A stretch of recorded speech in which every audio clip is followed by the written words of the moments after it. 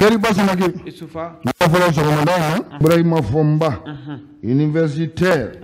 des sciences juridiques et politiques de Bamako. Keriba Fazili Ayaki, Nika Debo Aywa Ikalo Gafo, le reporter là, Bisou Mandana, Ako Minye Ikado Keriba Samake. Ako Minye septembre Kalo Kle Muga Kletan Ani Woro, Sambafla Ani. No ye c'est la qui s'est flyé c'est la qui s'est flammi na yuta koka aywa ikalo kafo gulo masilen tabaw na ye dangari fangala chiefla anga jamana kono fanga folo no ye la Ibrahim Boubacar Keita ka fangaye keleba no ye aywa démocratie fangaye o ko ye ikalo kafo anjala ka maminta ni ka gen ka bo fangala keleba no kera utikalo kletan kletan jeli samba fla ani zamuga akoni ya laje ani mi nakera bandao oye golo masilen tabaw yele ka mo challenge kana anaka premier ministre ki kado kafo o mingara mekalo kle mugani nani samba fla ani zamuga kele basage akoni ya laje mi CNT no banga blu makono ma ko fo bi ali nas de fu mako honorable kele basage ko lu aywa bulika jomonge nika aywa sarakise flata kuka yafakia nunuma keriba kikalo kafo ako sarakise ko natala koi kuma ko yafa ko yafa tende ni professeur kan docteur Fomba yafa akana chekaja ekeriba femi ma joila e ma femi ke yafa bisi akima okoni fadri dizibango ako miye docteur Fomba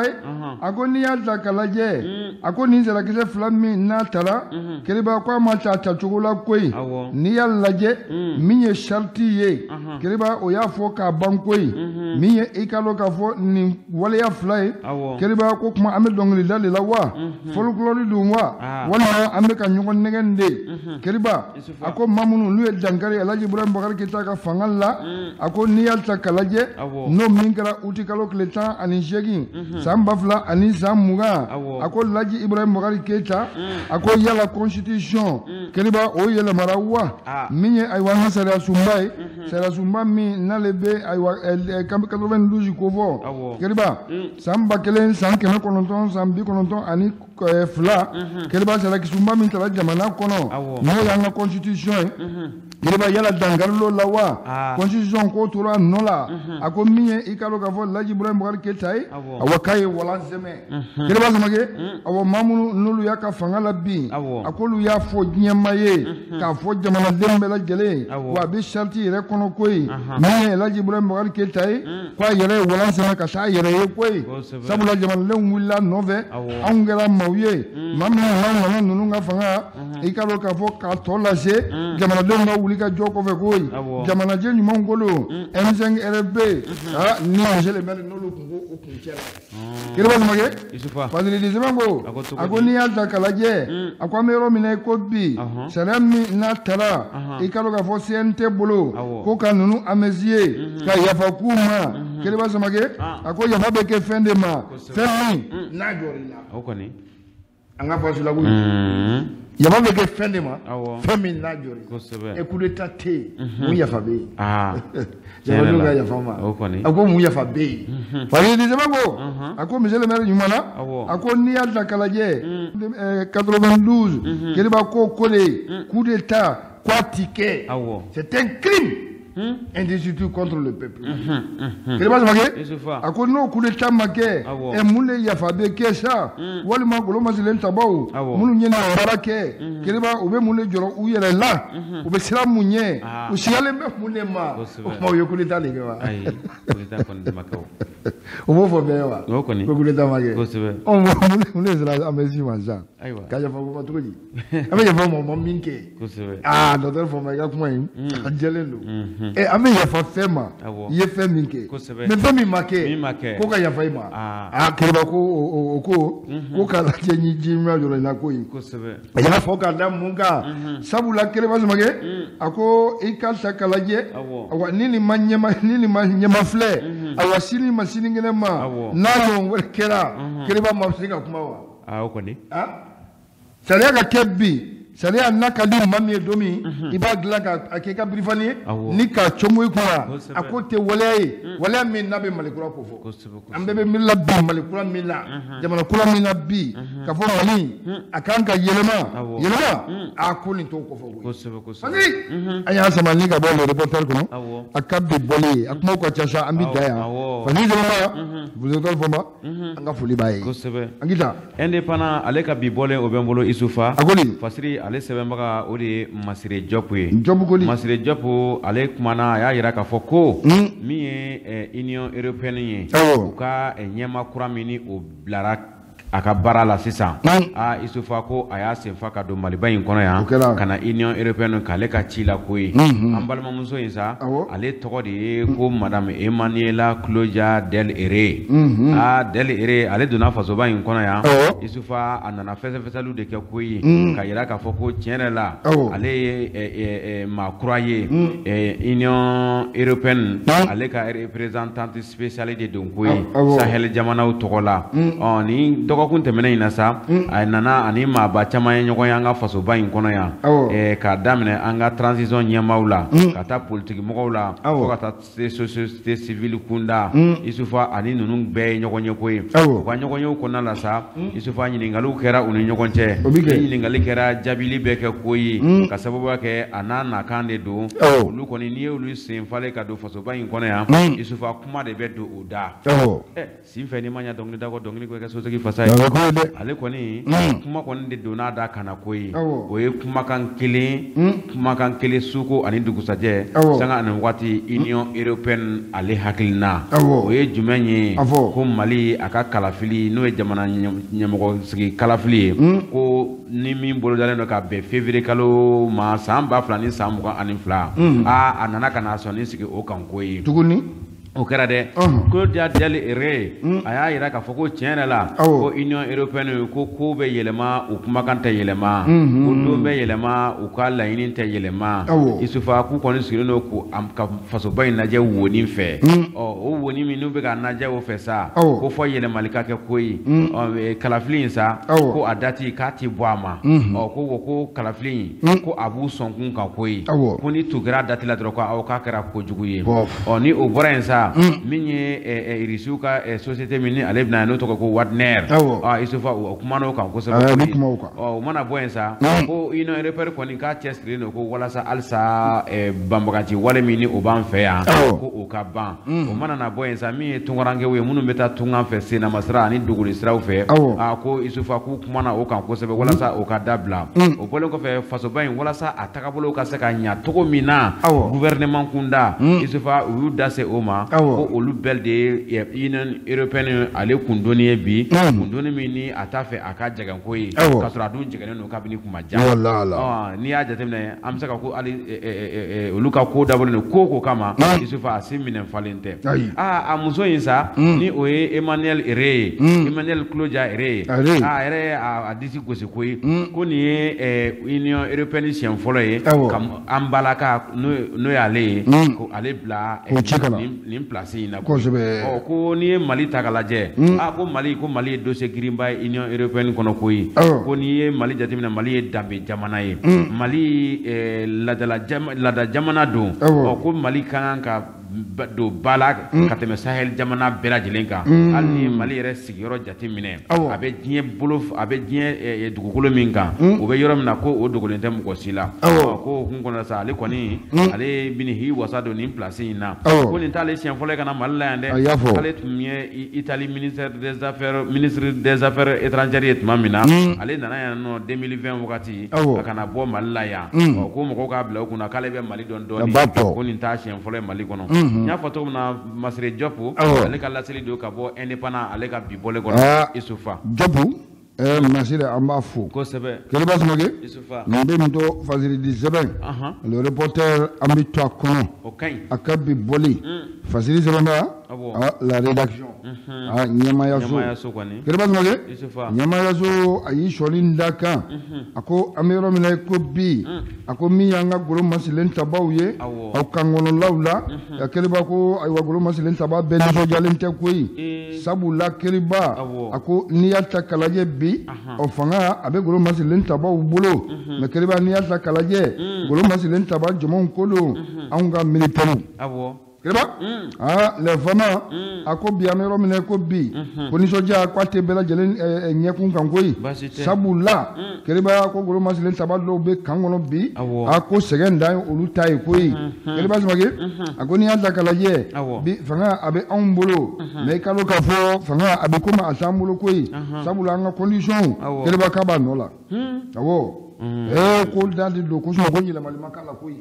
kiriba smage yele makera ro jumena o nyama kunna wiye irarshi kiriba smage ko ni anda kalaje ako luka nyama kiriba smage awa ko yele makoni abido o farigolo la abido utato la abido ka logement la koyi abido ka vewiti la kiriba smage ako olu tabolo bela jele yele abiye o la ako menni sira kangono kiriba smage kibe masasi alama koyi ako ni anda kalaje o nisoja kunna na yoro minna no ye primu aya ye kiriba smake wa tanta min kumedi kiriba smake ko otara wata anindulula me aywa sonna dala kan koyi obedi mawde ma no saya ni balo ni wonche no ye aywa sofro kunni ba ni tekele galola hey bulu se lawo kale awo otani songo esa kiriba yafole odoge ni songo kiriba isufa mammi ni ete sofro kunna kele bula kunka ke tatala kiriba smake minye logement akoko yoro na jebi koyi sabula olugolo masilen tabawu budu shi dembe ke kelela kiriba ote sojo nyesoro koyi wasota shibolo atubolo koyi aba tama metale tretlante ni tay kuveli sabula tarote utegu tekena munganyawo kiriba smake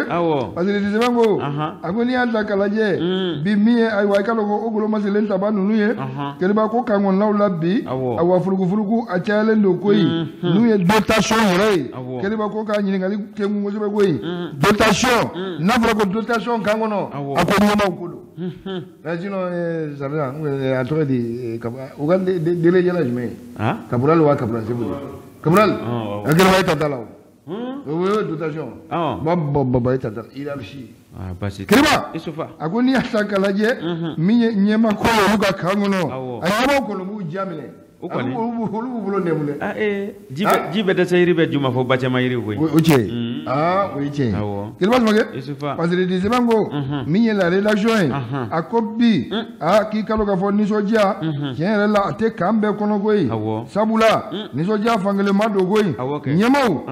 kiriba olu koni olu ni soja le no koy fanga ba molo anye fanga tikiye biam ne jamana tikiye koy o kiriba obi do o heto ko bela jelena me koni sira kan yere kono ka kangono dewye kiriba ki balo ka fo ko be ko tout n'est pas rose jigila teke wallahi fasi anya sama ni ka bol reporter kono akabi boli la rédaction anga foli bayi ko sebe ameta CNPM tay bada CNPM no Conseil national du patronat du Mali Isufa o chienta obe alsa koy chienta mini obe jaje di Amadou Sangare aleni Mamadou Sinsin Kulubali olono nyagonche ni nyinguru fla nunu Isufa ni fla se maje fanga yinko alsa o ye patronat a nyemaya ye ambe domne ko bi amena kene kono isufa sanga no wati an yɛrɛ tun bɛ ye u ka kɛnɛw kɔnɔ nunu u mɛnna ka ɲɔgɔn buruja u mɛnna ka ɲɔgɔn lagosi u mɛnna ka ɲɔgɔn sama ni place kelen in nɔfɛ isufa a bɛ komi maliba in yɛrɛ a ɲɛma an yɛrɛ y'o fɔ yan koyi ko an bɛ u interpeller sariya tigilamɔgɔw kɔni ka wolo tɛ b'u la kɛ cakɛda kelen ɲɔgɔn sama ka kɛ o ɲɛmɔgɔya nɔfɛ isufa gɛlɛya don nin tɛ jamana ma tɔgɔ duman ye min ye tribunal lakaw ye sa n'o ye commune commune kati tribunal ye Isufa ale y'a ka sariya dɔ bɔ k'o bin o ye k'a yira k'a fɔ ko u jɛna ni maa fila bɛɛ kɔ ɲɛmɔgɔya in na fɔlɔ ka sababuya kɛ Isufa min ye Mamadu Sinsin Kulubali ye ale ma jɛ a mɛnna ale y'a yɛrɛ kɛ ɲɛmaa ye wagati tɛmɛnen ka kɛɲɛ ni octobre kalo tɛmɛnen ye min ye Jajɛ ye sa ale fɛnɛ tun y'a kɛ ɲɛmaa ye ka kɛɲɛ ni septembre kalo min san 2020 o tɛmɛnen ye ninnu ka ɲɛmɔgɔya ne de ye don e de don ne de don e tɛ u taara ɲɔgɔn sɔrɔ tribunal la sa tribunal tun ye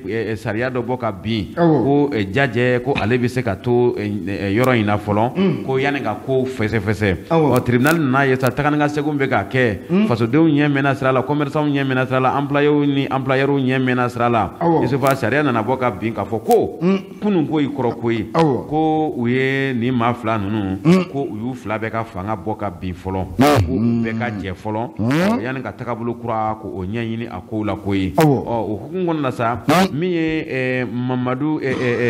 min ye Amadu Sangare ye Amadu Sangare n'u b'a wele ko Jajɛ ale ye masurunamɔgɔ dɔw olu u den ka gindo dɔ bɔrɔtɔ ko ye ka yira k'a fɔ ko Jajɛ a masurunamɔgɔw y'a yira k'a fɔ ko Jajɛ ko a fɛnɛ kɛlen don ka wele bila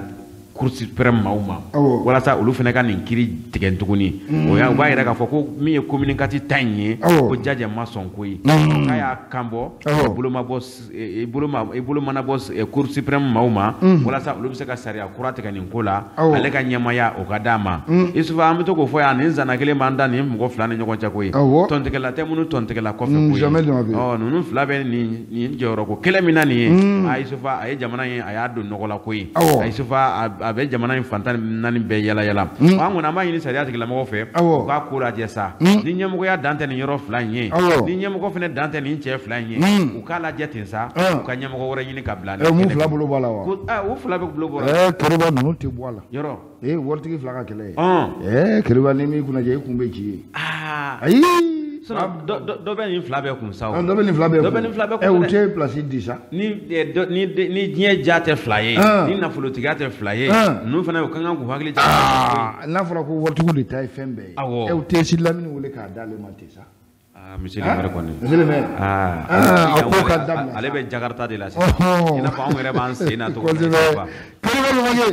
fasili sɛbɛn n'an ko a ma le Guido a ka bi bɔli fasili sɛbɛn ba Keriba a y'i sɔnni da kan koyi feere la rédaction Keriba Samakɛ a ko min ye i ka dɔn k'a fɔ Faransi ye n'ale an ka Maliba awa k'u to sani dugu cɛ k'i fori ka bɔ an kɔrɔ o tɛ abandon en plein vol wa k'an to sani dugu cɛ n'o bɔra Sogɛli Kokala Mayiga da min ye ayiwa i ka dɔn k'a fɔ diɲɛ tɔnba ɲɛfɛ a ko min ye Sogɛli Kokala Mayiga ye awa ani a ka gouvernement ka taa se a ka président de la République ma a tɔgɔ ye di Asimi Goïta Keriba Samakɛ fasili de sɛbɛn ko a ko siga t'a la bi koyi a ko min ye i ka dɔn k'a fɔ Russie awa ani Mali a ko a tɛgɛ di ɲɔgɔn ma a bɛ fɔ waati bɛɛ lajɛlen koyi a ko sɛbɛn t'an ni ɲɔgɔn cɛ a ko ma ban Keriba ko siga t'a la k'a banna awɔ a ko n'i y'a ta k'a lajɛ a ko Sogɛli ka nin kuma kɔfɛ min ye ayiwa i ka dɔn k'a fɔ ɲɛma a ko min ye i ka dɔn k'a fɔ tile 4 bɔɲɔgɔnko kɔfɛ awa ko Russie la Keriba avion min n'a bɛ fɔ a ma ko l'Antonov N124 100 Keriba Samakɛ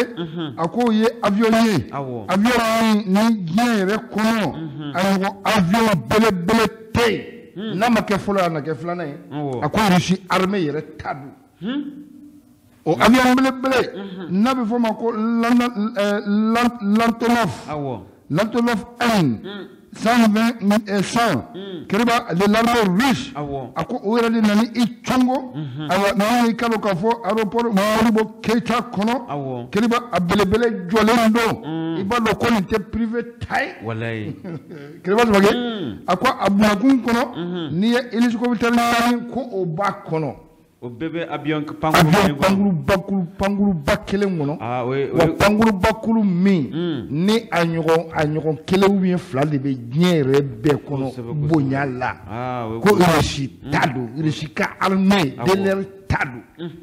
Et que non dans société privée min taille. Ah oui privé belé. Privé hein? Tiens là. On va dire ni bango. Fanga bo privé. Ah fanga bo privé. Ah au privé blali mi Poutine. On va dire ni bango. Que le ako ni yalta kalaje ako minye Mali reka ministre de la défense Sadio Camara coloneli keriba kayre kumbe jamakulu nyefe koyi ni so jaare buka tabugota ni kiti chongaro porila keriba ka réceptionner o te Mali rek le ka réceptionner officiellement ko sebe awo diye bula kunga avion bele mimbe diye kono nabe Russie la Russie yere tayoyi Russie almele talo onana avion ni chongaro por kono ka hélicoptère nani ni sama ka bɔ kono officiellement Mali ka ministre de la défense tarata Mali togola kiriba ma kɛ officiel ye